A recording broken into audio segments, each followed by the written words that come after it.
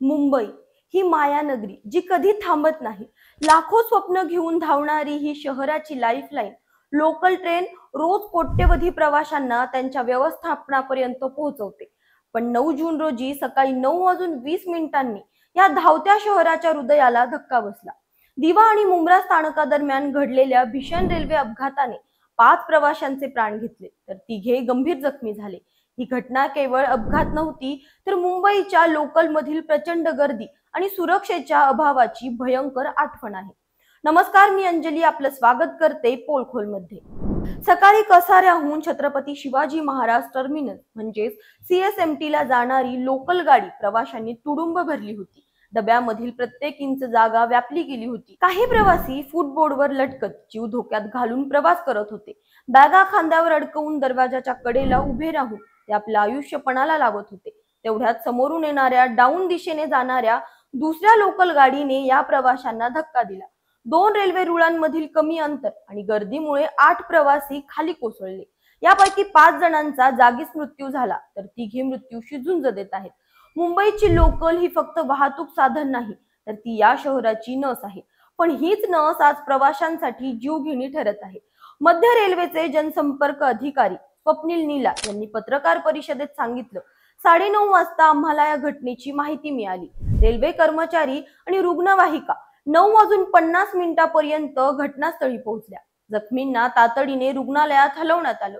पण प्रश्न हा आहे, हा अपघात टाळता आला असता का? प्रचंड गर्दी, अपुरी सुरक्षा आणि कमी अंतर असलेले रेल्वे रूळ यामुळे हा अपघात घडला. मग याला जबाबदार तरी कोण? या अपघातानंतर काही वृत्तवाहिन्यांनी अफवा पसरवली की पुष्पक एक्सप्रेसमुळे हा अपघात झाला. काहींनी तर असंही म्हटलं की पुष्पक आणि कसारा CSMT लोकल एकमेकांना घासल्या. पण मध्य रेल्वेने याचा स्पष्ट खुलासा केला आहे की या अपघाताशी पुष्पक एक्सप्रेसचा काहीही संबंध नाही.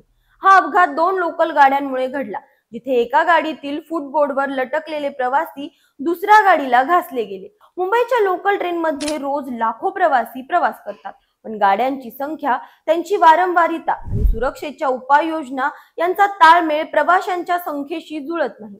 फुटबोर्डवर लटकणं, दरवाजात उभं राहणं, बॅगा घेऊन धोकादायक प्रवास करणं ही मुंबईकरांची नित्याची बाब झाली आहे. पण यामुळे किती जीव गमवावे लागतील? रेल्वे प्रशासनाने यावर ठोस उपाययोजना का केल्या नाहीत? रुळांमधील अंतर वाढवणं, गाड्यांची संख्या वाढवणं किंवा गर्दी नियंत्रित करण्यासाठी कडक नियम लागू करणं यावर विचार का होत नाही? हा अपघात आपल्या सगळ्यांसाठी एक सणसणीत कानपिचकी आहे.